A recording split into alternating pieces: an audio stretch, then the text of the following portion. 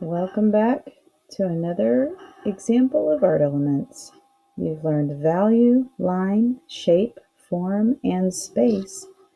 Now you're going to learn about texture. Texture is the fairly easy one. You know what texture is, but in order to make sure that you don't get confused, guess what we're going to do? We're going to create textural letters.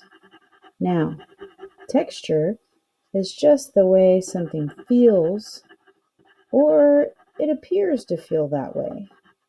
So if I make this little guy look like this, it has the appearance of being a little bit furry.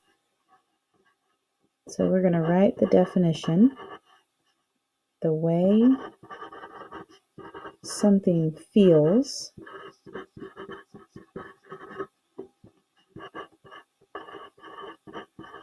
or appears to feel. Have you ever looked at someone's t-shirt and it looked like it was made out of cheetah fur? But obviously, there's not really a cheetah or a leopard t-shirt that your friend is wearing. It's just made to look like cheetah fur. So if something appears to feel a certain way, that's known as simulated. So we can have two kinds of texture. We can have real texture, which is actually really feeling like that thing, like bumpy or sandy, or we can have simulated. And simulated is just a big fancy word for fake. There's a lot of different fake textures out there these days. Now, I'm going to continue to make this look extremely furry. Now, notice how I'm doing the outline on the whole thing first. This is a really good idea to make sure if you want your outline to look a specific texture, that you make that outline not smooth. I know that sounds like a simple thing, that anybody would know that, but sometimes students don't always get it. So it's a great idea to start off with a very furry outline if that's what you're going for. So now what other sorts of things can I do to this to make it look even furrier? Now I've gone through and taken out some of the stick figure letters, right? The ghost letters that started everything off.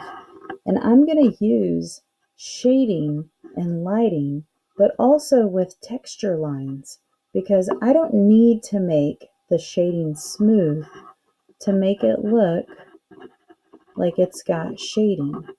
If I make my lines real close together, they're going to look like they're more in shadow.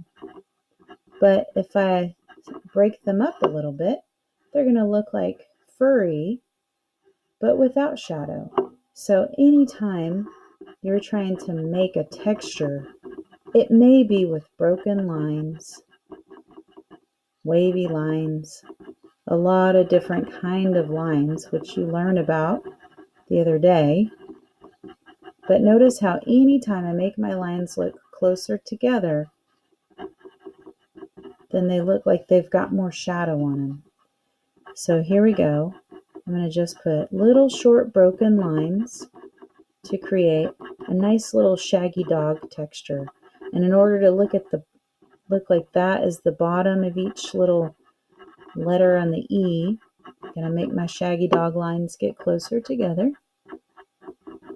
The lines can change direction depending on where you want the fur to look like it's going. And you just keep on adding that until it looks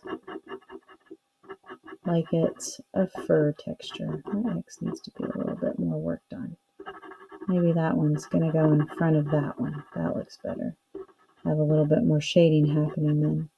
Now, shading and lines work together to create your textures. We are going to look at several different kinds so that you feel confident that you can do any texture that you try for. You're going to need to use all of these elements every time we do artwork, but sometimes you're going to need to be able to figure out how to create textures. And it's not too hard, actually. All right. You already know about the things that you need to create it. Now, inside of here, the only thing I'm going to do is show you how to do several different kinds of textures. You already saw how to do furry. So we're going to start off with bumpy and maybe scaly, because that's always a fun one. Like scales. That's supposed to be another. And maybe we'll do a wood texture on here. Now, the way that you begin with any texture is with lines. So if you've got bumps, you can have big bumps like this, or your bumps might be a little bit smaller like that. There's a lot of different ways to do bumps. This is just a couple of ways. Now I bet you can guess what we've got to do to that to make it look like it's bumpy. If you said shading, then you are correct. We need to put value scale on this thing to make it look like it's coming out of the ground. So if this is a bump, it makes sense that the stuff down in the bottom of the bump, like let's look at this one. This bump is further away from the light down here. So I'm going to give it a shadow, a value scale. And then as it comes up, we're going to have to make it get lighter, just like you learned on the apple. So every single one of the bumps, if you've got big bumps, almost like little pebbles or rocks, it's going to have value, dark to light, over and over and over, every time you do it. And if there's stuff in between there, you might just darken it in so it looks like it's down deep inside of the bumps. So dark to light. We're going to round the shading right around that nice round bump. You can make this look like pimples. You can make it look like warts. There's a lot of different bumpy things, right? It could be rocks on the ground. So we could do a value scale, dark to light, just like we did on the apple. And since you know how to do value, you can do anything, really. Now, when we get to the little bumps, same kind of thing. Just, you might have to do more little circles, and it's going to be a little bit harder to see everything because it's small, but it's going to leave a nice texture. If you just leave it like these little humps looking things, these little look like the birds, the flying birds, right? It's not going to be very interesting, but if you put shading on them, little squiggles and value all around it, little circles you can kind of fill in like that, it's going to look like dirt. That's what I'm going for here. Now on scales, there's a couple different ways you could do scales. So you could do round scales, or you could do V-shaped scales. You could do real big ones like I'm doing, or you can do little bitty ones like this. That's really a personal preference. So I'm going to show you the great big scales, and you'll see how easy it is to make great big scales. Now on this, guess what we have to add? Dun dun dun! Drum roll! Yes, value. You got to add value. And each of these scales is overlapping onto the next scale, right? So if this scale right here is underneath these two other scales, then you're going to have to put some shading under there, and it's going to be darker right up next to the scales where they cast a little shadow, and then it's going to get lighter. And the same thing here. So those little scales are going to look like they're underneath those scales that are on top of them. Same thing here. And these are great big scales. They're kind of big, but we're going to do this one here too, because this little guy is underneath those scales that are right next to it. And this little guy has a nice value scale, dark to light. And this one too. These little scales next to it are overlapping on top of that value, or that scale. This little guy here has these two overlapping on top of it. And it'll just keep going and keep going. Now, if you've got these larger scales, you would have to keep going, right? And then these up here, they might have a little bit of value on top of them. Depends on how light or dark your dragon or lizard is that you're working with. But that value scale just keeps going over and over and over. If you've got little,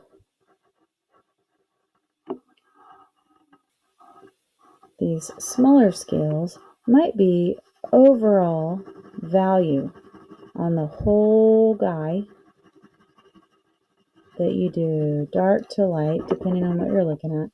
And then you can add in the darker part, just the feeling of those small scales. And then they'll space out the lighter that they get. So it's a different kind of feeling, different kind of scale. Now on the wood, there's a couple different ways that you can do wood. You might do a wood plank, which is one of your do-nows that you had last week, where you were supposed to draw a wood texture. Now wood has lots of rings, circles, and the thing that makes wood interesting is just the shading that's on it.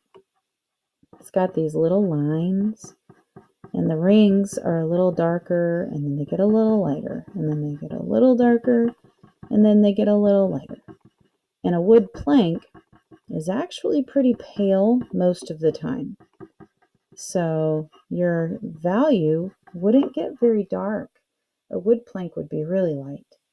But if you were doing bark on the side of a tree, it gets a little darker, right? So your bark might have similar lines that you start off with, depending on what kind of bark you're drawing. And then you would have to really, break your pencil. You'd have to really push the values in between the crevices of the bark and break your pencil again. Should have got a different pencil. So it's real dark.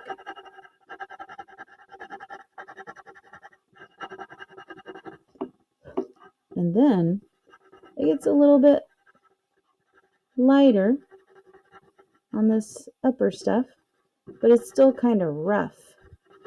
Is it okay to leave your pencil lines so rough? Of course it is. If you're trying to make your bark look rough, it's more likely gonna stay rough. Pencil lines don't have to be perfectly smooth all the time. If you're drawing bark is not usually perfectly smooth. I mean, there are some trees that get that way, but this variety of different scales, bumps, wood planks, textures, all sorts of textures, all using line and value.